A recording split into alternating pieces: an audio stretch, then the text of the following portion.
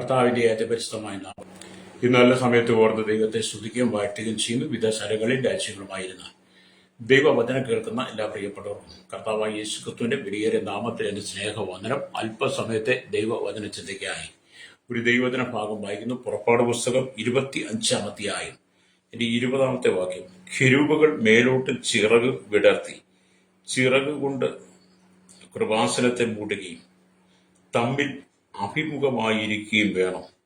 കെരൂബുകളുടെ മുഖം കൃപാസനത്തിന് നേരെ ഇരിക്കണം. വളരെ അനുഗ്രഹിക്കപ്പെട്ട നല്ല തിരുവെഴുത്താണ് വായിച്ചത്. കെരൂബുകൾ മേലോട്ട് ചിറക് വിടർത്തി അല്ലെ ചിറക് കൊണ്ട് അല്ലെങ്കിൽ കൃപാസനത്തെ മൂടണം. Praise the lord. വളരെ അനുഗ്രഹിക്കപ്പെട്ട തിരുവെഴുത്താണ്. ദൈവം മോശയ്ക്ക് സമാഗമന കൂടാരം നിർമ്മിക്കുവാൻ ദൈവം കൊടുത്ത നിർദ്ദേശപ്രകാരം കൂടാരം പണിയുമ്പോൾ, സമാഗമന കൂടാരം പണിയുമ്പോൾ അതിനകത്ത് വേണ്ടുന്ന എല്ലാ കാര്യങ്ങളെക്കുറിച്ചും യഹോവയായ ദൈവം മോശയോട് സംസാരിച്ചു. അങ്ങനെ സംസാരിച്ച ദൈവത്തിന്റെ നിയമപ്രകാരമാണ് ആ സമാഗമന കൂടാരം മോശ പണിത്. അല്ലേ? അപ്പം ദൈവത്തിന്റെ കുടുംബത്തിൽ അല്ലെങ്കിൽ ദൈവദൂതന്മാരുണ്ട്. പ്രൈസലോ. കെരൂബുകളുണ്ട്, സാറാഫുകളുണ്ട്. അല്ലേ? സാറാഫുകൾക്ക് 6 ചിറകുകൾ ഉണ്ടെന്നാണ് നമ്മൾ വായിക്കുന്നത്. സാറാഫുകൾക്ക് 6 ചിറകുകൾ ഉണ്ട് എന്ന് തിരുവെഴുത്ത് വായിക്കുന്നുണ്ട്. അതിനെക്കുറിച്ച് വായിക്കുന്നത് യെശയ്യാ പുസ്തകത്തിലാണ്. യെശയ്യാ പുസ്തകം 6-ാം അധ്യായം 1-2 വാക്യങ്ങൾ വായിക്കുമ്പോൾ, ഉസിയാവ് മരിച്ചയാണ്ടിൽ കർത്താവ് ഉയർന്നും പൊങ്ങിയുള്ള സിംഹാസനത്തിൽ ഇരിക്കുന്നത് ഞാൻ കണ്ടു. അവന്റെ വസ്ത്രത്തിന്റെ വിളിമ്പുകൾ മന്ദിരത്തെ നിറച്ചിരുന്നു. സാറാഫുകൾ അവന് ചുറ്റും നിന്ന് ഓരോരുത്തന് 6 ചിറകുണ്ടായിരുന്നു. അല്ലെങ്കിൽ 2 കൊണ്ട് അവർ മുഖം മൂടി, 2 കൊണ്ട് കാൽ മൂടി, 2 കൊണ്ട് പറന്ന് ഒരുത്തനോട് ഒരുത്തൻ സൈന്യങ്ങളെ യഹോവ പരിശുദ്ധൻ പരിശുദ്ധൻ പരിശുദ്ധൻ ആമീൻ എന്ന് വിളിച്ചു പറയുന്ന ശബ്ദം നമുക്ക് കാണാൻ കഴിയും. ഹല്ലേലൂയ. സാറാഫുകൾക്ക് 6 ചിറകുകൾ, കെരൂബുകൾക്ക് 2 ചിറകുകൾ. Price the Lord. ഇവിടെ എല്ലാവരും നമ്മൾ വായിക്കുക കാണാൻ കഴിയുന്നത്, സമാഗമന കൂടാരം അല്ലിയ നിർമ്മിക്കുന്നതിന് വേണ്ടി മോശയോട് ദൈവം കൽപ്പിച്ചപ്പോൾ പൊന്നുകൊണ്ട് അല്ലേരിയ 2 കെരൂബുകളെ അല്ലിയ ഉണ്ടാക്കി വെക്കണം. കൃപാസനത്തിന്റെ 2 വശത്തിനും അത് കാണണം. കൃപാസനം 2 വശത്തും അത് മുഖത്തോടും മുഖം കാണത്തക്ക നിലയിൽ അല്ലേരിയ നിർത്തണം. ആ കെരൂബുകൾ തങ്ങളുടെ ചിറകുകൾ എപ്പോഴും വിടർത്തി അല്ലേരിയ നിൽക്കണമെന്നാണ്. കെരൂബുകൾ എപ്പോഴും തങ്ങളുടെ ചിറക് വിടർത്തി നിൽക്കണം. നമ്മളെ ഭാഗത്തെ കുറിച്ച് വായിക്കാൻ പെട്ടെന്ന് നമുക്ക് വലിയ മനസ്സിലാകത്തേക്കില്ല. എന്നാലും നമ്മുടെ ചെറിയ മനസ്സുകൊണ്ടും ചെറിയ ചിന്ത കൊണ്ടും ഒക്കെ നമുക്ക് മുന്നോട്ട് വായിച്ചു പോകുമ്പോൾ നമുക്ക് മനസ്സിലാക്കാൻ കഴിയുന്നത്, ഒരു പക്ഷി തന്റെ ചിറകുകളെ ഉയർത്തുമ്പോൾ അല്ലേരിയ ഉടനെ അത് പറക്കുവാൻ പോകുന്നുവെന്ന് നമുക്ക് മനസ്സിലാക്കാൻ കഴിയും. കാരണം നമ്മൾ പക്ഷികളൊക്കെ പറക്കുന്ന സമയം ശ്രദ്ധിച്ചിട്ടുണ്ട്. അത് പറക്കാൻ നേരത്തെ എപ്പോഴും അതിന്റെ 2 ചിറകുകൾ മേലോട്ട് ഉയർത്തും. അല്ലേരിയ. അപ്പൊ നമുക്ക് മനസ്സിലാകും ആ പക്ഷി പറക്കാൻ പോകുമെന്ന് മനസ്സിലാകും. അപ്രകാരം തന്നെയാണ് അല്ലേരിയ ഇവിടെ ഈ കെരൂബുകൾ 2 ചിറകും മേലോട്ട് ഉയർത്തി അല്ലേരിയ അതിനെ പണിത് സമാഗമന കൂടാരത്തിന്റെ അപ്പുറത്തും ഇപ്പുറത്തും നിർത്തണമെന്ന് അല്ലേരിയ സ്തോത്രം ദൈവവചനം പറയുന്നത്. അല്ലേ? അതുപോലെ മേലോട്ട് ഉയർത്തി അത് 2 അഭിമുഖമായി നിർത്തണമെന്ന് പറയുന്നത്. അല്ലേരിയ. അപ്പൊ ഈ ചിറകു വിടർത്തി നിൽക്കുന്ന കെരൂബുകൾ എന്ന് പറഞ്ഞാൽ പക്ഷി എപ്പോഴും ചിറക് വിടർത്തി പറക്കുവാൻ നിൽക്കുന്നത് പോലെ ഈ കെരൂബുകളും എപ്പോഴും പറക്കുവാൻ നിൽക്കുന്ന ഒരു മാതൃകയാണ് ഇവിടെ കാണിച്ചിരിക്കുന്നത്. Price the Lord. അപ്പൊ കെരൂബുകൾ ഏത് സമയത്തും പറക്കും. അതുപോലെ പക്ഷികൾ ചിറക് വിടർത്തിയാൽ ഏത് സമയത്തും പറക്കും. അതിനുള്ള ഒരുക്കവും തയ്യാറും ഉണ്ടെന്നുള്ളതാണ്. Praise the lord. അതേപോലെ തന്നെയാണ് ദൈവമക്കളായിരിക്കുന്ന നാം ഓരോരുത്തരും ആത്മാവിൽ നമ്മുടെ ചിറകുകളെ മേലോട്ട് വിടർത്തി നമ്മൾ ഏത് സമയത്തും കർത്താവിന്റെ സന്നിധിയിലേക്ക് പറന്നു പോകാൻ കഴിയുന്ന നിലയിൽ വേണം നമ്മുടെ ആത്മജീവിതത്തെ പണിതുകൊണ്ടിരിക്കാൻ. ഒരിക്കൽ കെരൂബുകൾ മേലോട്ട് ചിറകു വിടർത്തി ചിറകുകൊണ്ട് കൃപാസനത്തെ മൂടുകയും അതിൽ മുടുകയും തമ്മിൽ അഭിമുഖമായിരിക്കുകയും വേണമെന്ന് പറഞ്ഞ പോലെ ദൈവമക്കൾ എപ്പോഴും ഈ ഭൂമിയിൽ നിന്ന് പറന്ന് ദൈവരാജ്യത്തിൽ പ്രവേശിക്കാൻ കഴിയുന്ന നിലയിൽ നമ്മുടെ ആത്മീയ ജീവിതത്തെ നമ്മൾ പണിതുകൊണ്ടിരിക്കണം. Price the Lord. അപ്പൊ എപ്പോഴും കർത്താവിന്റെ വരവിനായി നമ്മൾ ഒരുക്കമുള്ളവരായിരിക്കണം. എപ്പോഴും കർത്താവിന്റെ വരവിനായി. മത്തായിയുടെ സുവിശേഷം 25-ാം വായിക്കും. അല്ലയോ 10 കന്യകമാർ, 5 പേര് ബുദ്ധിയുള്ളവരും 5 പേര് ബുദ്ധിയില്ലാത്തവരും. ബുദ്ധിയുള്ളവർ വിളക്കിൽ എണ്ണയെടുത്തു, ബുദ്ധിയില്ലാത്തവർ വിളക്കിൽ എണ്ണയെടുത്തില്ല. എല്ലാവരും മണവാളനെ കാത്തിരുന്നു. അല്ലെങ്കിൽ ചിലരൊക്കെ മയക്കം പിടിച്ചു. ആ സമയത്ത് മണവാളൻ വന്നു. വിളക്കിൽ എണ്ണയുണ്ടായിരുന്നു, തെളിച്ചുകൊണ്ട് മണവാളനോട് എടുക്കപ്പെട്ടു. എണ്ണയില്ലായിരുന്നു. അവർ എണ്ണ വാങ്ങി വന്നപ്പോഴത്തേനും അവർക്ക് ദൈവരാജ്യത്തെ പ്രവേശിക്കാൻ കഴിഞ്ഞില്ല. ഒരുക്കമില്ലാത്തവരായി പോയി 5 പേര്. അപ്പൊ കെരൂബുകൾ എപ്പോഴും മേലോട്ട് ചിറക് വിടർത്തി നിൽക്കുന്നത് പോലെ, പറക്കുവാൻ കഴിയുന്ന നിലയിൽ നിൽക്കുന്നത് പോലെ ദൈവമക്കൾ എപ്പോഴും കർത്താവായ യേശുക്രിസ്തുവിന്റെ മധ്യാകാശ വരവിനായി ബുദ്ധിയുള്ള 5 കന്യകമാർ വിളക്കിൽ എണ്ണയെടുത്തുപോലെ കെരൂബുകൾ ചിറക് വിടർത്തി ഏത് സമയത്തും നിൽക്കുന്ന പോലെ നമ്മൾ നാട്ടിൽ പറന്നിടക്കുന്ന പക്ഷികൾ എപ്പോഴും ചിറക് വിടർത്തുന്നത് പറക്കുവാനാണ് നമുക്ക് ബോധ്യപ്പെടുത്തി തരുന്ന പോലെ നമ്മളെപ്പോഴും നമ്മുടെ ചിറകുകൾ, ആത്മീയമായ ചിറകുകൾ വിശ്വാസത്താൽ വിടർത്തി എപ്പോഴും കർത്താവിന്റെ വരവിനെ കുറിച്ചുള്ള ലക്ഷ്യമായിരിക്കണം. Price the lord. വളരെ സൂക്ഷ്മതയോടെ നമ്മുടെ ആത്മജീവിതത്തെ പണിതെടുക്കുന്നെങ്കിൽ മാത്രമേ നമുക്ക് ആ നിത്യത്തിലേക്ക് ചെല്ലുവാൻ കഴിയുള്ളൂ. Price the Lord. അപ്പൊ ഇവിടെ നാം ദൈവത്തിന്റെ വചനം വായിക്കുമ്പോൾ നമുക്കറിയാം, ഈ താറാവ് തുടങ്ങിയ വെയിറ്റ് കൂടിയ പക്ഷികളെ നമ്മൾ കണ്ട താറാവ്, അതോടനുബന്ധമായ മറ്റു വെയിറ്റ് കൂടിയ പക്ഷികളിൽപ്പെട്ട കുറെ ഇതുകളെ 6 സൈഡുകളിൽ, അതുപോലെ തന്നെ കുളങ്ങളും അല്ലെങ്കിൽ പുഴയോരങ്ങളൊക്കെ കാണാൻ കഴിയും. അല്ലെങ്കിൽ ഇതിനൊക്കെ ചിറകുണ്ട്. താറാവിന് ചിറകുണ്ട്. ഈ കൽക്കം, മറ്റേ വേറെ ഒരുപാട് പക്ഷികൾ, അതിനൊക്കെ ചിറകുണ്ട്. പക്ഷെ ചിറകുണ്ടെങ്കിലും ആ സാധനങ്ങൾക്ക് ചിറക് വിടർത്തി പറക്കുവാൻ കഴിയില്ല. Price the Lord. അത് ചിറക് വിടർത്തുന്നുണ്ടെങ്കിലും, അത് ചിറക് വിടർത്തി അത് ചിറകടിച്ച് പറക്കാൻ ശ്രമിക്കുന്നുണ്ടെങ്കിലും ഈ പക്ഷികൾക്ക് ചിറക് വിടർത്തി പറക്കാൻ പറ്റില്ല. കാരണം അതിന്റെ ശരീരത്തിന് അതിന് ചിറകുകൾക്ക് താങ്ങാവുന്നതിനേക്കാൾ ഉപരിയായ ഭാരമുള്ളത് കൊണ്ട് അത് ചിറകുകൾ കൊണ്ട് അടിച്ച് ഉയരാൻ ശ്രമിച്ചാലും ശരീരം സമ്മതിക്കത്തില്ല. ശരീരത്തിന് അത്രയും വെയിറ്റാണ്. Price the Lord. അപ്പൊ താറാവുകൾ പോലെയുള്ള ഈ പക്ഷികൾക്ക് ഒരിക്കലും പറക്കാൻ കഴിയില്ല.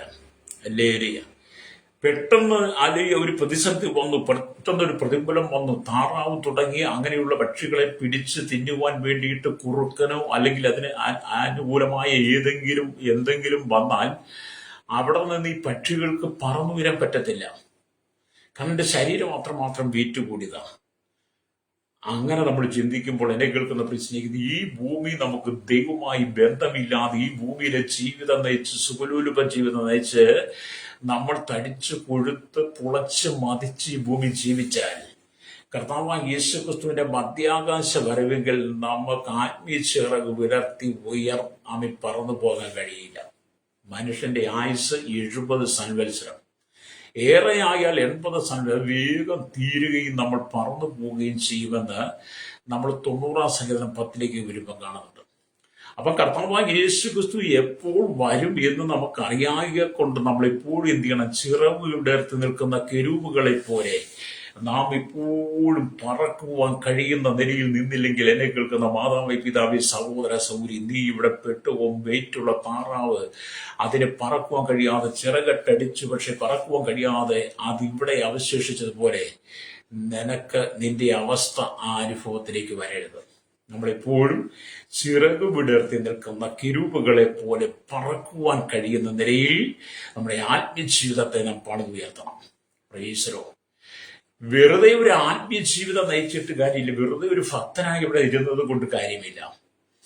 വിശുദ്ധിയുടെ വേഷം ധരിച്ച് ഭക്തിയുടെ മാർഗത്തിലൂടെ നമുക്ക് എത്ര കാലം വേണേലും യാത്ര ചെയ്യാം. പക്ഷെ അതുകൊണ്ട് നമുക്ക് നിത്യത്തിലെത്താൻ പറ്റണമെന്നില്ല.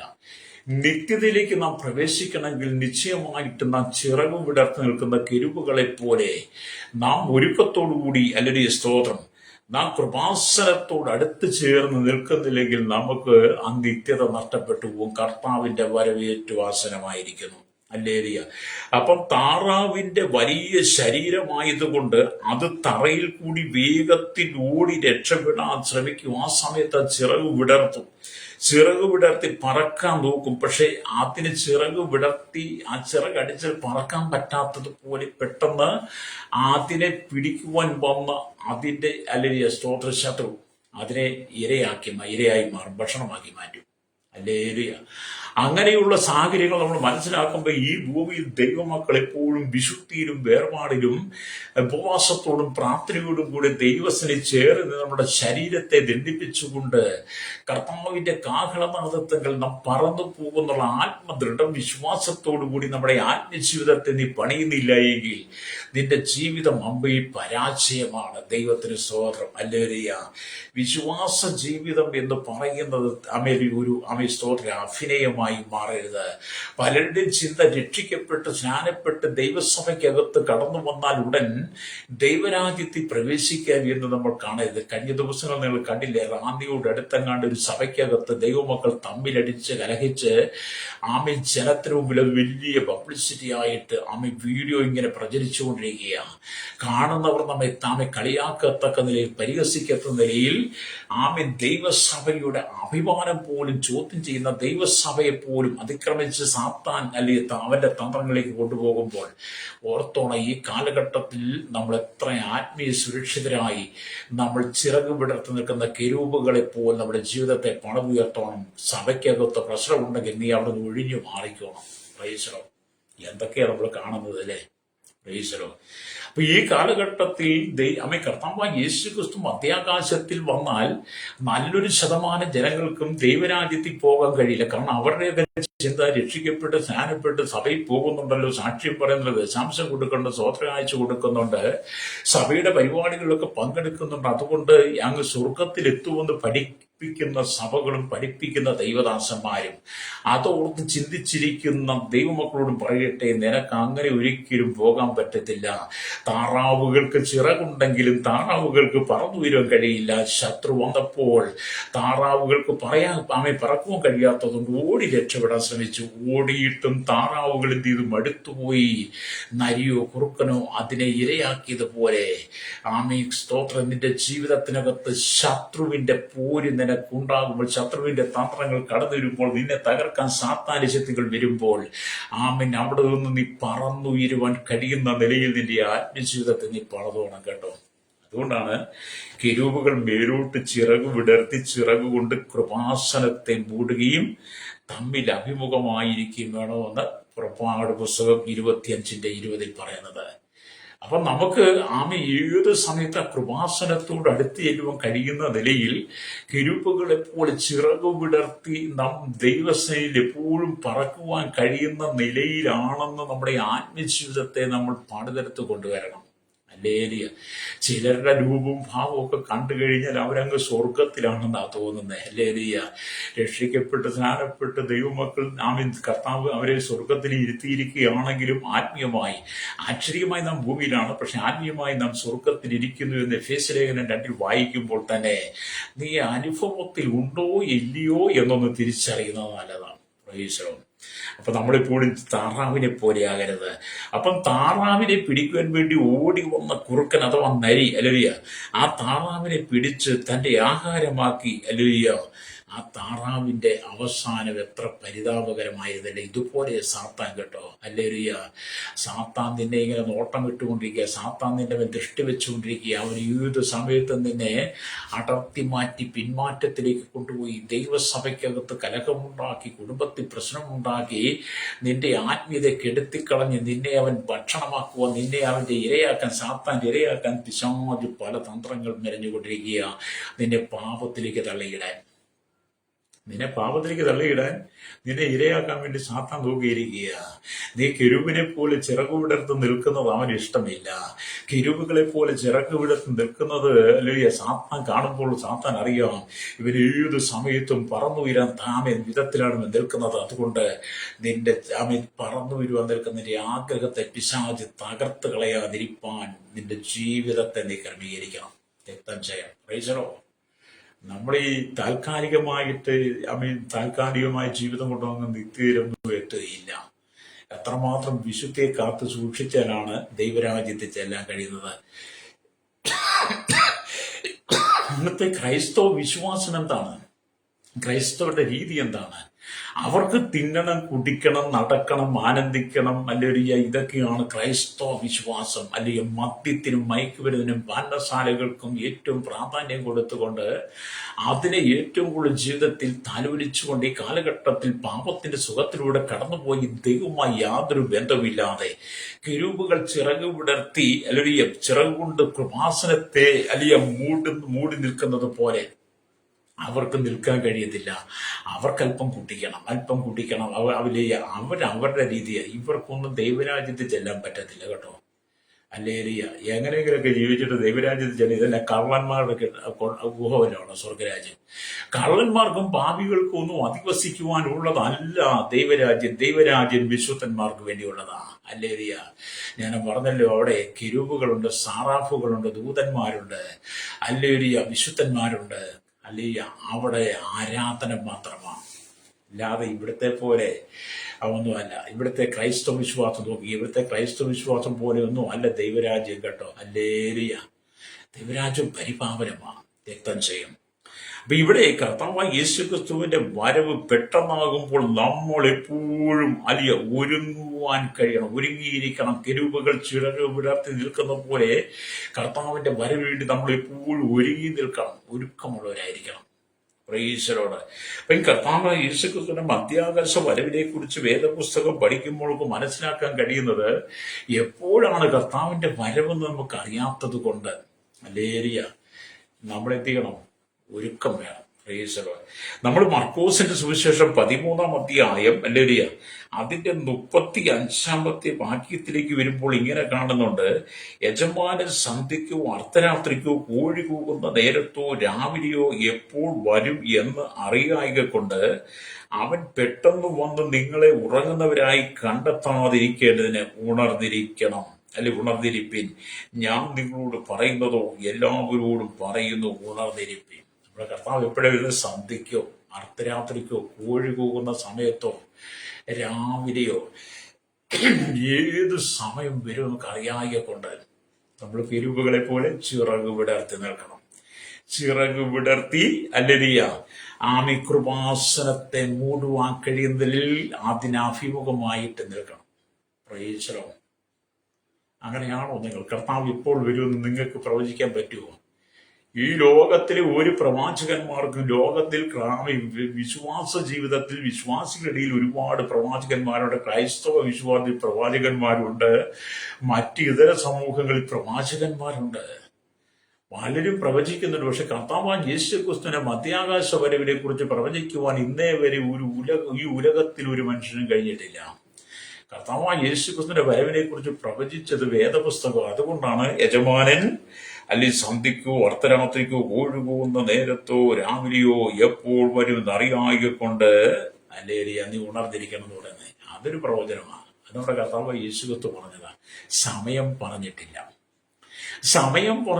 പക്ഷെ വരവിനെ കുറിച്ച് പറഞ്ഞിട്ടുണ്ട്. സമയം പറയാത്തതിന് കാരണം കർത്താവിന് ഭൂമിയിൽ ചെയ്തെടുക്കുവാനുള്ള ശുശ്രൂഷകളെല്ലാം ചെയ്തെടുക്കാനുണ്ട്. അതൊരു ദൈവിക സമയമാണ്. പക്ഷെ ഈ സമയത്തിനുള്ളിൽ നിനക്ക് തന്നിരിക്കുന്ന ആത്മജീവിതത്തെ യജമാനൻ മധ്യാകാശത്തിൽ വന്ന യജമാനോടൊപ്പം നീ എടുക്കപ്പെടത്തക്ക നിലയിലാണോ നീ ആയിരിക്കുന്നതെന്ന് തിരിച്ചറിയണം. അല്ലേലൂയ. രക്തം ചെയ്യും.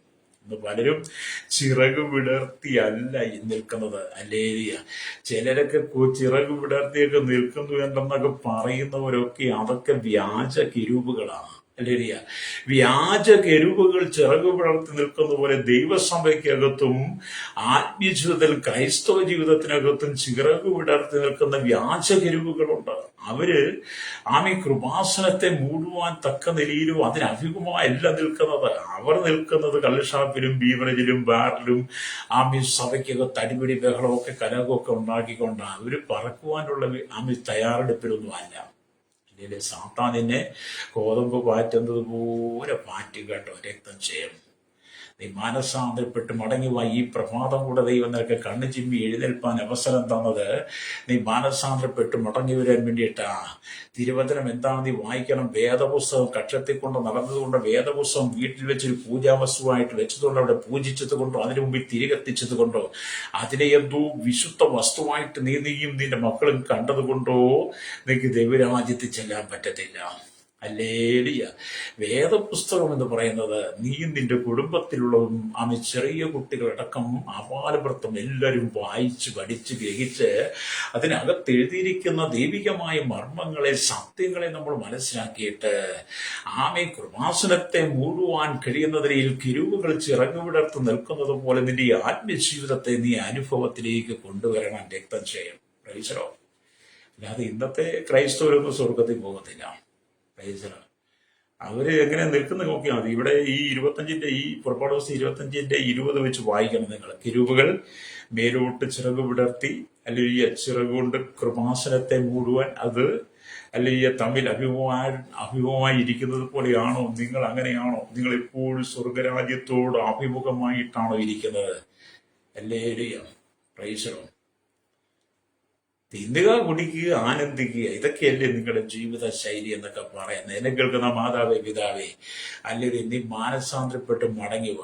എന്നെ കേൾക്കുന്ന സഹോദര സഹോദരി, യുവാക്കന്മാരോട് നീ മാനസാന്തരപ്പെട്ട് മടങ്ങുക. നിന്റെ അഹങ്കാരവും നികളവും ഹുങ്കാരവും ഞാനെന്നുള്ള ഭാവവും നിന്റെ സ്വയത്വവും ഒക്കെ മാറ്റിവെച്ചിട്ട് നീ കെരൂബിനെ പോലെ ചിറക് വിടർത്തി നിൽക്കണം. അല്ലാതെ നീ താറാവിനെ പോലെ ജീവിച്ചതുകൊണ്ട് കാര്യമില്ല. അത് പറക്കുവാൻ കഴിയില്ല.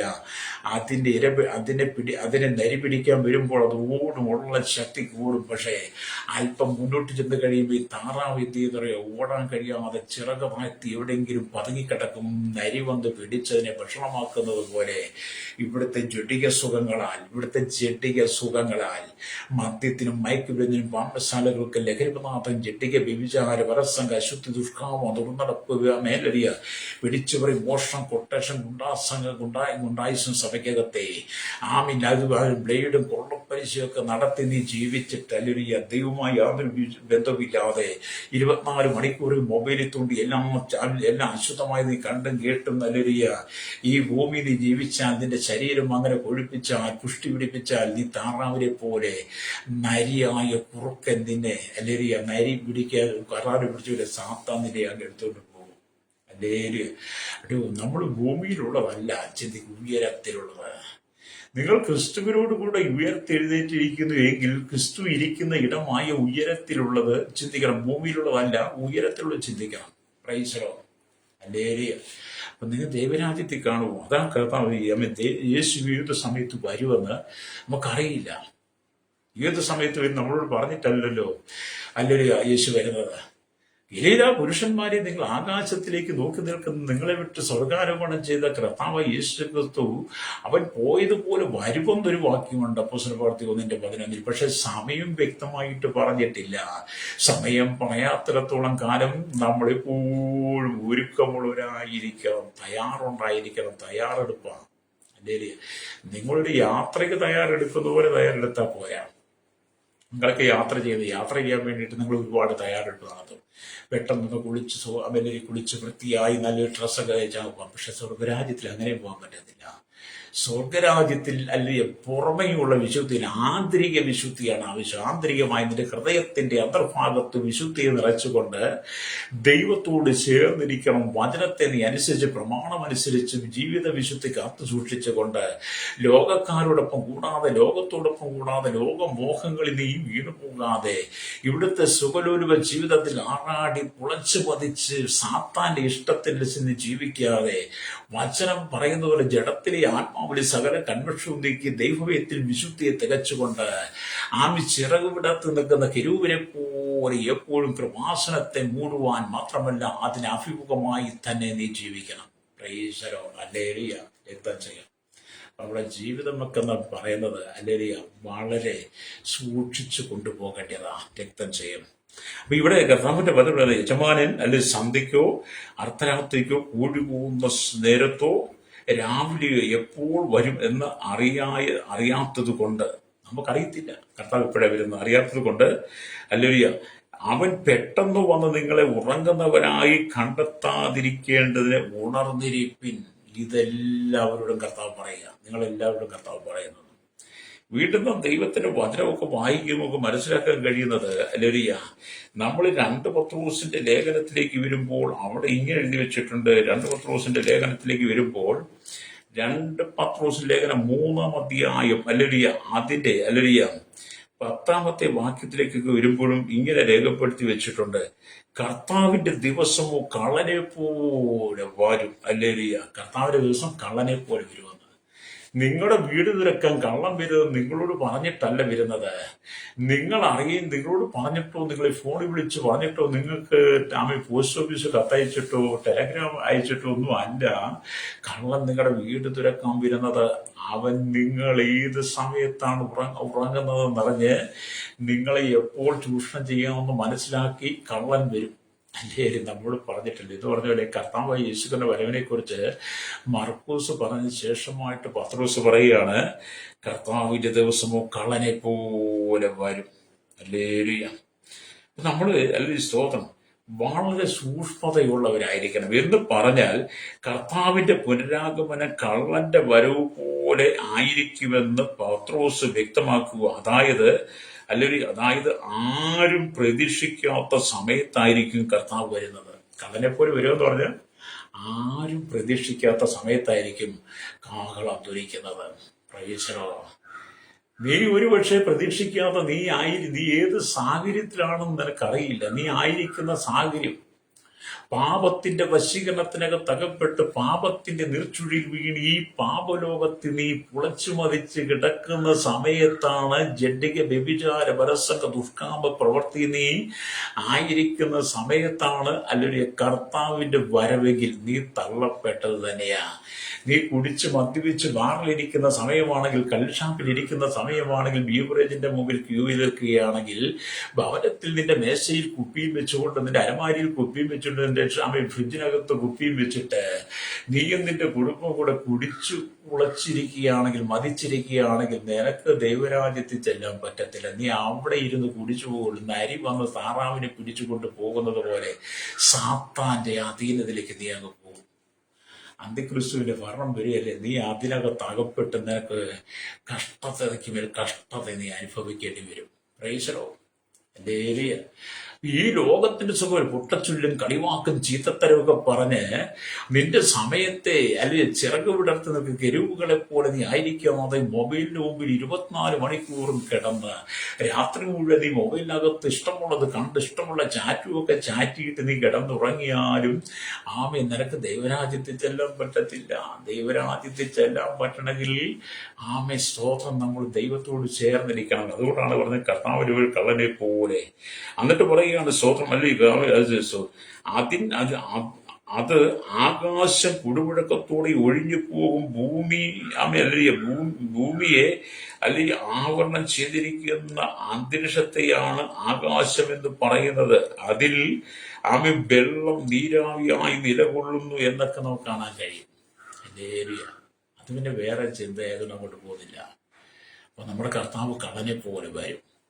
നീ ഒരുങ്ങിയിട്ടുണ്ടോ? അല്ലെങ്കിൽ വീണ്ടും നാം ദൈവത്തിന്റെ വചനം വായിക്കുമ്പോൾ മനസ്സിലാക്കാൻ കഴിയുന്ന വെളിപ്പാട് പുസ്തകത്തിലേക്ക് വരുമ്പോൾ, വെളിപ്പാട് പുസ്തകം 3-ാം അധ്യായം അതിന്റെ 3-ാമത്തെ വാക്യം വായിക്കുമ്പോൾ ഇങ്ങനെ കാണുന്നുണ്ട്.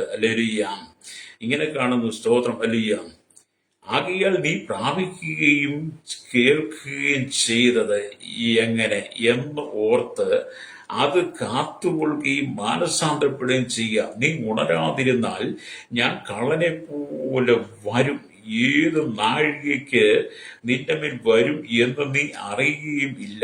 ഹല്ലേലൂയ. ഇവിടെ കർത്താവ് കള്ളനെ പോലെ വരുമെന്ന് എന്നുള്ള സർദീസ് സഭയ്ക്ക് ദൈവം ദൂത് കൊടുക്കുമ്പോൾ സർദീസ് സഭയോട് പറയുന്നതാണ്, ഹല്ലേലൂയ, സ്തോത്രം, ഹല്ലേലൂയ, സ്തോത്രം, നിനക്ക് ജീവനുള്ളവരെന്നും നിനക്ക് പേരുണ്ടെങ്കിലും നീ മരിച്ചവനാകുന്നു. നിനക്ക് കണ്ടാൽ ഒരു കുഴപ്പമില്ല, കണ്ടാൽ നല്ല സൗന്ദര്യവും ആരോഗ്യം ദൃഢഗാത്രനായിരിക്കുന്ന അതിസുന്ദരനായിരിക്കുന്നവനാണ് നീ, അതിസുന്ദരിയാണ് നീ. അല്ലേലിയ, നീ വളരെ സുന്ദരിയാണ്, സുന്ദരനാണ്, ദൃഢഗാത്രനാണ്. നിന്നെ കണ്ടാൽ ആരും ഒന്ന് നോക്കിപ്പോകും. അങ്ങനെയൊക്കെ നീ വളരെ ശ്രേഷ്ഠമാണ്. വില കൂടിയ വസ്ത്രങ്ങളും പെർഫ്യൂമും ഒക്കെ ധരിച്ച് നല്ല ബ്യൂട്ടീഷനൊക്കെ ചെയ്ത് നല്ല പോലെ നീ പോവുകയും, പക്ഷെ നിനക്ക് ജീവനുണ്ടെങ്കിൽ നീ മരിച്ചവനായിരിക്കുന്നു. ഇന്നത്തെ പോലെ അല്ലെങ്കിൽ വസ്ത്രം ധരിച്ചുകൊണ്ട് എന്താ പകുതി വസ്ത്രം കാണിച്ചു, അല്ലെങ്കിൽ ശരീരാവയവങ്ങൾ മുഴുവൻ പ്രദർശിപ്പിച്ചുകൊണ്ട് ഉദ്ഘാടനത്തിനെത്തുന്ന ചില ആളുകളുണ്ടല്ലോ, പണപ്പിരിവിന് വേണ്ടി, പണം ഉണ്ടാക്കാൻ വേണ്ടി ഒത്തുന്ന ഒരുപാട് കാപട്യം നിറഞ്ഞ സാത്താന്റെ തന്ത്രങ്ങൾ കൂടെ കുടുങ്ങിക്കിടക്കുന്ന നിന്നെയും വശീകരിച്ചു കൊണ്ടുപോകുന്ന പാപത്തിന്റെ സന്തതികളെ നീ കണ്ടു പഠിക്കരുത്. അതുകൊണ്ട് നിനക്ക് ജീവനുള്ളവനത് പേരുണ്ടെങ്കിൽ നീ മരിച്ചവനാണെന്ന് അല്ലേ വചനം പറയാണ്. ജീവനുള്ളവനെന്ന് നിനക്ക് പേരുണ്ടെങ്കിൽ നീ മരിച്ചവനാകുന്നു. ഉണർന്നുകൊള്ളുക, ചാവാറായ ശേഷിപ്പുകളെ ശക്തീകരിക്കുക. ഞാൻ നിന്റെ പ്രവൃത്തി എന്റെ ദൈവത്തിന്റെ സന്നിധിയിൽ പൂർണ്ണതയുള്ളതായി കണ്ടില്ല. അല്ലേ കർത്താവ് പറയാണ്, സ്തോത്രം, ഞാൻ നിന്റെ പ്രവൃത്തി, സഹോദര സൗരി, ദൈവം നിന്റെ പ്രവൃത്തി ദൈവത്തിന് പൂർണ്ണതയുള്ളതായി കണ്ടില്ല. നീ എന്താ ചെയ്യുക? പണം ഉണ്ടാക്കാൻ വേണ്ടിയിട്ട് ചെറുപ്പക്കാരെ പാപത്തിലേക്ക് തള്ളിയിടുന്ന, സകല കുഞ്ഞുങ്ങളെ പാപത്തിലേക്ക് തള്ളിയിടുന്നതിന്റെ ശരീരത്തിന്റെ അവയവങ്ങളെ, നഗ്നതയെ നീ പ്രദർശിപ്പിച്ചുകൊണ്ട് കോടാനി കോടി രൂപയുണ്ടാക്കി കുടിച്ചു മതിച്ച് ജീവിക്കുന്ന ദുഷ്ടശക്തികൾ ദേശത്ത് പെരുകുന്നു. അല്ലേലുയ, നിന്റെ പ്രവൃത്തി ദൈവസന്നിധിയിലെ നീതിയുള്ളതല്ലെന്ന്. എന്നിട്ടാണ് കർത്താവ് പറയുന്നത്, അലരിയ നീ അവര് സ്തോത്രം കണ്ട്, എന്നിട്ട് പറഞ്ഞ ആകിയാൽ നീ പ്രാപിക്കുകയും കേൾക്കുകയും ചെയ്തത് എങ്ങനെ എന്ന് ഓർത്ത് അത് കാത്തുകൊള്ളുകയും മനസ്സാന്തരപ്പെടുകയും ചെയ്യുക. നീ ഉണരാതിരുന്നാൽ, സർദിസോടെ നീ ഉണരാതിരുന്നാൽ. എന്നിട്ട് വായിച്ചു വരുമ്പോൾ, നീ ഉണരാതിരുന്ന ഞാൻ കള്ളനെ പോലെ വരും, ഏത് നാഴികയ്ക്ക് നിന്റെ മേൽ വരുമെന്ന് നീ അറിയുകയുമില്ല. എങ്കിലും ഉടുപ്പ് മലിനമാകാതെ കുറെ പേർ സർദീസിൽ നിനക്കുണ്ട്. അല്ലേരിയ, എന്നാലും കുറെ പേര് സർദീസിലെ സഭയ്ക്ക് ഉടുപ്പ് മലിനമാകാത്ത കുറെ പേരുണ്ടെന്ന്, ഈ ലോകത്തിന് മാലിന്യത്തിൽ വീണു പോകാത്ത കുറെ പേര് സർദീസ് സഭയിലുണ്ടെന്ന്. അല്ലേരിയ, എന്നിട്ട് വചനം പറയുകയാണ്, അവർ യോഗ്യന്മാരാകിയാൽ വെള്ള ധരിച്ചുകൊണ്ട് എന്നോടുകൂടെ നടക്കും. ജയിക്കുന്നവൻ വെള്ളയുടുപ്പ് ധരിക്കും. അവന്റെ പേര് ഞാൻ ജീവപുസ്തകത്തിൽ നിന്ന് മായ്ച്ചു കളയാതെ എന്റെ പിതാവിന്റെ സന്നിധിയിലും അവന്റെ ദൂതന്മാരുടെ മുമ്പിലും അവന്റെ പേര് ഏറ്റുപറയും. അല്ലേ, നിനക്ക് നിനക്ക് ജീവനുണ്ട്, പക്ഷെ നീ മരിച്ചവനാ. പാപത്തിൽ മരിച്ചതാ, മോഹങ്ങളിൽ മരിച്ചതാ, ഇമ്പങ്ങളിൽ മരിച്ചതാ, ലഹരിക്കകത്ത് മരിച്ചതാ. അല്ലെ, നിന്റെ ദുർസ്വഭാവങ്ങൾ മുഖാന്തരം നീ പലതിലും മരിച്ചവരെ പോലെയാ. അതുകൊണ്ടാണ് നീ ഉണരണമെന്ന് പറയുന്നത്. അല്ലേ, ഇവിടെയും കർത്താവ് പറയുന്നത്, കർത്താവ് അല്ലെങ്കിൽ കള്ളനെ പോലെ വരുമെന്നാ. അല്ലേ, കർത്താവിന്റെ വരവിനെ കുറിച്ച് പറയുന്ന ചില ഭാഗങ്ങളാണ് നമ്മൾ ഈ കണ്ടത്. എന്താ? മാർക്കോസിന്റെ സുവിശേഷം 13 അല്ലേലൂയ സ്തോത്രം 35 2 പത്രോസിന്റെ 3:10 വെളിപ്പാട് 3:3 കണ്ടത്. വീണ്ടും ഒരു ഭാഗം കൂടെ നമ്മൾ വായിക്കുമ്പോൾ നമുക്ക് മനസ്സിലാക്കാൻ കഴിയുന്നത്, വെളിപ്പാട് പുസ്തകം 16 അധ്യായം അതിന്റെ 15 വാക്യത്തിലേക്ക് വരുമ്പോൾ ഇങ്ങനെ എഴുതിയിട്ടുണ്ട്. അല്ലേലൂയ, ഞാൻ കള്ളനെ പോലെ വരും, തന്റെ ലജ്ജ കാണുമാറ് നഗ്നനായി നടക്കാതിരിപ്പാൻ തന്റെ ഉടുപ്പ് സൂക്ഷിച്ചും ജാഗരിച്ചും കൊള്ളുന്നവൻ ഭാഗ്യവാൻ. അല്ലേലൂയ എന്ന് ഇവിടെ കർത്താവ് പറഞ്ഞാൽ കള്ളനെ പോലെ വരുമെന്ന് എന്ന് പറഞ്ഞാൽ കള്ളനെ പോലെ വരും. അല്ലേലൂയ, കള്ളനെ പോലെ വരും. തന്റെ ലജ്ജ കാണുമാർ നഗ്നരായി നടക്കാതിരിപ്പാൻ. നിന്റെ ലജ്ജയായ ശരീരം, നിന്റെ നഗ്നതയുടെ ശരീരം പ്രദർശിപ്പിക്കാതെ അല്ലേലൂയ സ്തോത്രം, നഗ്നനായി നടക്കാതെ അല്ലേലൂയ സ്തോത്രം, തന്റെ ഉടുപ്പ് സൂക്ഷിച്ചും ജാഗരിച്ചും കൊള്ളണമെന്നാണ്. ഇന്നത്തെ കാലഘട്ടത്തിൽ വസ്ത്രമുണ്ടോ സഹോദരന്മാർക്ക്, സഹോദരിമാർക്ക്? ഇന്നത്തെ യുവാക്കന്മാർക്ക് വസ്ത്രമുണ്ടോ സഹോദര സഹോദരി? സഭയിൽ വരുന്ന പെൺകുട്ടികൾ പോലും, സഭയിൽ വരുന്ന ദൈവമക്കൾ പോലും, ദൈവദാസിദാസന്മാരുടെ മക്കൾക്ക് പോലും നന്നായിട്ടുള്ള വസ്ത്രമില്ല. മാറുമറച്ച് വസ്ത്രം ധരിച്ചു വരുന്ന കാലഘട്ടം കഴിഞ്ഞുപോയി. സഭയ്ക്കകത്ത് അങ്ങനെയില്ല. എവിടെയൊക്കെ എത്തിപ്പിടിപ്പിച്ച് കൂട്ടിമുട്ടിച്ച് യോജിപ്പിച്ച് വലിച്ചു പിടിച്ച് കൊണ്ടുവരുന്ന വസ്ത്രം ധരിച്ച് നീ സഭയ്ക്കകത്ത് വരികയാ. മാതാപിതാക്കൾ മക്കളെ പറഞ്ഞു വിടുകയാ. അങ്ങനെ ഹല്ലേലൂയ. തയ്യൽക്കടയിൽ ചെന്ന് തയ്യൽക്കടക്കാരൻ പറഞ്ഞു നിനക്ക് ചുരിദാർ തയ്ക്കാൻ 2 മീറ്റർ തുണി നീ കടയിൽ ചെന്ന് 1.25 മീറ്റർ മേടിച്ചുകൊണ്ട് ചെന്നാൽ കടക്കാരൻ പറയും ഇത് എത്തത്തില്ല, തയ്ച്ച് കൊള്ളത്തില്ല. അപ്പൊ നീ പറയും അത് ഒക്കാവുന്നതുപോലെ കൂട്ടി യോജിപ്പിച്ചാൽ മതി. അതും ധരിച്ചുകൊണ്ട് നീ നഗ്നരായി നടന്ന ഇന്നത്തെ കാലഘട്ടത്തിൽ വലിയ സ്വർണ്ണക്കടകളും അതുപോലെ മറ്റു കടകളും ഉദ്ഘാടനം ചെയ്യാൻ വേണ്ടി അനവധി ആളുകൾ നഗ്നരായി വരുന്നതിൽ കണ്ടിട്ടില്ലേ? എൻ്റെ വിവിധ മേഖലകളിൽ നഗ്നരായി. ഇന്നത്തെ വസ്ത്രമൊന്നും മാറിപ്പോയി. മനുഷ്യന്റെ വസ്ത്രങ്ങളെല്ലാം ചെറുതായി, മാറുമറയ്ക്കാതെ, ശരീരത്ത് വേണ്ടുന്ന വസ്ത്രം കൊടുക്കാതെ, ദൈവമായി യാതൊരു ബന്ധവുമില്ലാതെ നടക്കുന്ന ഒരു കൂട്ടം ജനം, പാപത്തിൽ മരിച്ചു കിടക്കുന്ന ജനം.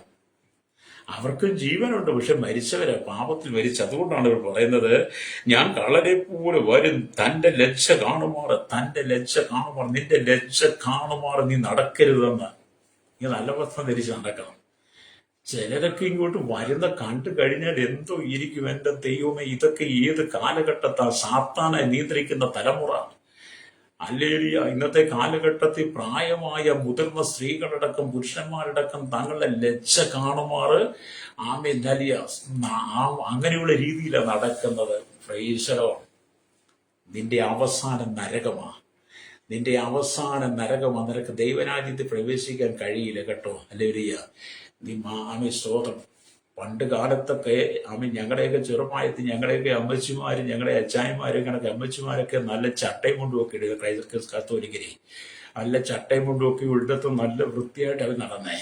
അന്ന് ഹൈന്ദവ വിഭാഗത്തിൽപ്പെട്ട പെണ്ണുങ്ങൾക്ക് നല്ല വസ്ത്രം ധരിക്കും, സ്വാമിയൊക്കെ നല്ല വസ്ത്രം ധരിക്കുമെന്ന്, അങ്ങനെ എല്ലാവരും നല്ല വസ്ത്രം ധരിക്കും. പക്ഷെ കാലങ്ങൾ മാറി വന്നപ്പോൾ, രീതികൾ മാറി വന്നപ്പോൾ, ഭാഷകൾ മാറി വന്നു. അങ്ങനെ ഓരോ ദിവസങ്ങളും മാറി മാറി വന്നപ്പോൾ മനുഷ്യന്റെ വസ്ത്രം വലിയ ചെറുപ്പത്തിലേക്ക് വരാൻ തുടങ്ങി. മനുഷ്യൻ ചെറുപ്പമായതല്ല, മനുഷ്യന്റെ വസ്ത്രം ചെറുപ്പമായി തുടങ്ങി. മനുഷ്യൻ വളർന്നു, പക്ഷെ വസ്ത്രം ചെറുതായി തുടങ്ങി. ലേരിയ. അതുകൊണ്ടാണ് വചനം പറഞ്ഞത് നീ തന്റെ ലജ്ജ കാണുമാർ നഗ്നനായി നടക്കാതിരിപ്പാൻ. തന്റെ ലജ്ജ കാണുമാർ നഗ്നനായി നടക്കാതിരിപ്പാൻ. ഹല്ലേലൂയ. തന്റെ ഉടുപ്പ് സൂക്ഷിച്ചും ജാഗരിച്ചും കൊള്ളുന്നവനാണ് ഭാഗ്യവാൻ. എന്ന് പറഞ്ഞാൽ എന്നെ കേൾക്കുന്ന സ്നേഹിത, കർത്താവിനെ കള്ളനെ പോലും എന്ന് പറഞ്ഞാൽ ഇസ്രായേലിലോട്ടുള്ള കർത്താവിന്റെ ദൂതാണിത്. ഹല്ലേലൂയ, സ്തോത്രം.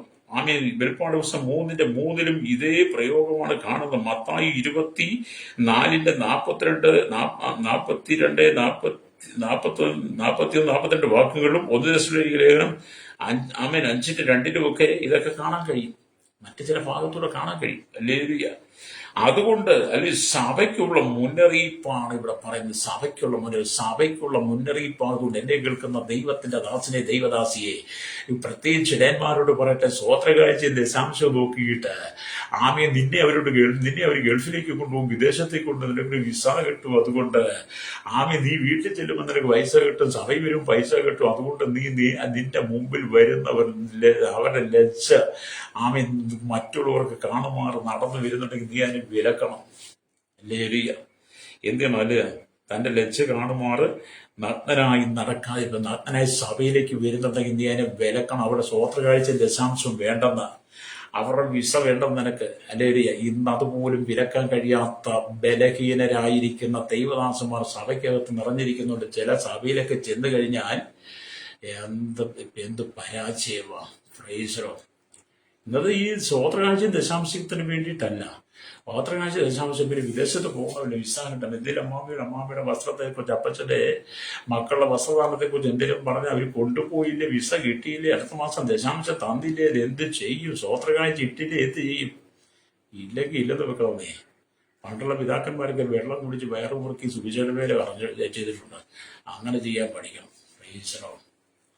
നിങ്ങളീ ഞാനതൊക്കെ കർശനമായിട്ട് തർച്ചന ചെയ്യുന്ന ആളാണ്. അല്ലെങ്കിൽ വൃത്തികേട്ട് തന്നെ, അശുദ്ധി കണ്ട അശുദ്ധി തന്നെ എന്ത് ചെയ്യാൻ ഏത് സമയത്ത് ഏത് സമൂഹത്തിന് എവിടെയും ഏത് ഉറക്കത്തിൽ നിന്ന് വിളിച്ചെഴുന്നേൽപ്പിച്ചാലും പറയും. എല്ലാവരും ദശാംശ സ്തോത്ര കാഴ്ചയൊന്നും എനിക്കിഷ്ടമല്ല. എന്നെ വിദേശത്തേക്ക് കൊണ്ടുപോകാം, അങ്ങനെ കൊണ്ടുപോകാം. അതുകൊണ്ട് ഞാൻ ദൈവത്തിന്റെ വചനത്തിൽ വിശുദ്ധിയെ മാറ്റിവെച്ചിട്ടില്ല. അഭിപ്രായത്തില് വിശുദ്ധിയോടുകൂടി ഇരുന്ന ദശാംശ സ്തോത്ര കാഴ്ചയ്ക്ക് അതിനാ ടേസ്റ്റ് ഉള്ളത്. Price the Lord. അപ്പൊ സഭയ്ക്കുള്ള ദൂതാണ് ഇതൊക്കെ. അപ്പൊ ഉടുപ്പ് സൂക്ഷിച്ചും ജാഗരിച്ചും കൊള്ളുന്നവൻ ഭാഗ്യവാൻ എന്ന് പറയുന്നത് കർത്താവിന്റെ അപ്രതീക്ഷിതമായ മടങ്ങുവരുമെങ്കിൽ വിശ്വാസികൾ ലജ്ജിതരാകാതിരിക്കാൻ എപ്പോഴും ഒരുങ്ങിയിരിക്കണമെന്ന്. ഉടുപ്പ് ജാഗരിച്ചു. അപ്പൊ കർത്താവിന്റെ അപ്രതീക്ഷിതമായ വരവെങ്കിൽ എപ്പോഴും നമ്മൾ എന്ത് ചെയ്യണം?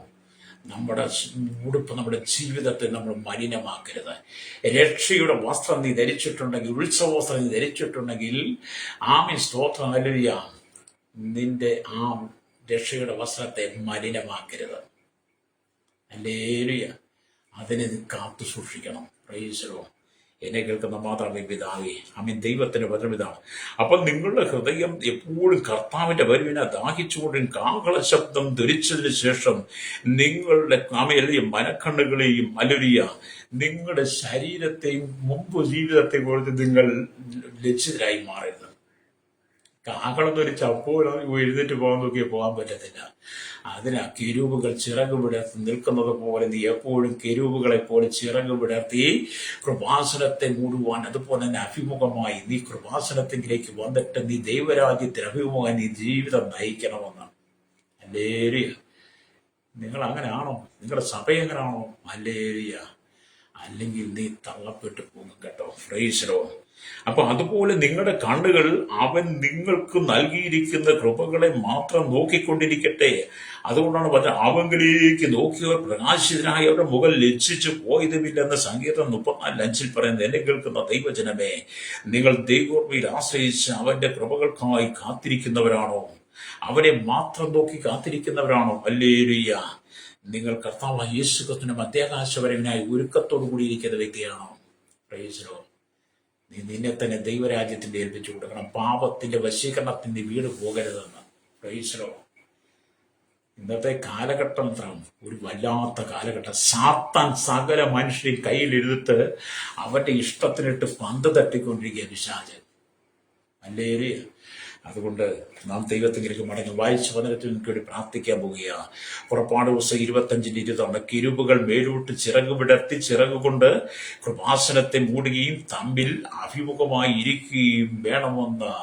സമാഗമന കൂടാരം പണിയുന്ന സമയത്ത് മോശയ്ക്ക് ദൈവം കൽപ്പന കൊടുത്തതുപോലെ പുതിയ നിയമ സഭയോടും ദൈവം പറയുകയാണ്, കെരൂബുകളെ പോലെ നീ എപ്പോഴും ചിറക് വിടർത്തി പറക്കുവാൻ തയ്യാറാകയിൽ ഇരിക്കണമെന്ന്. കൃപാസനത്തോട് ചേർന്ന് ഹല്ലേലൂയ അതിന് അഭിമുഖമായിരിക്കണമെന്ന്. ഇന്ന് പകൽ കണ്ണുകളടച്ചാട്ട് സൗകര്യങ്ങളെ, ഈ ലോകത്തിൽ ഒരിക്കൽ മാത്രമാണ് ജീവിതം, രണ്ടാമതൊരു ജീവിതമില്ല.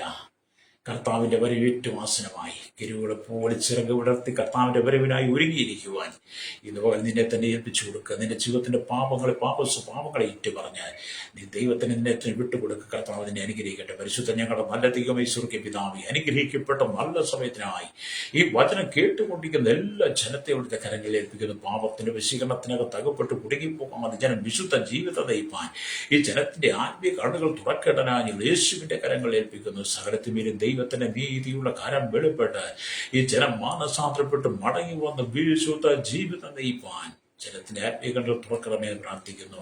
കേരളത്തിൽ, ഭാരതത്തിൽ, ലോക രാജ്യത്തെമ്പാടുമുള്ള സകല ജനത്തെയും ദൈവകരങ്ങളിൽ ഏൽപ്പിക്കുന്നു. അങ്ങ് സകല മുഖത്ത് കൊടുക്കണം യേശുവിന്റെ നാമത്തിൽ തന്നെ. ആമേൻ, ആമേൻ, ആമേൻ.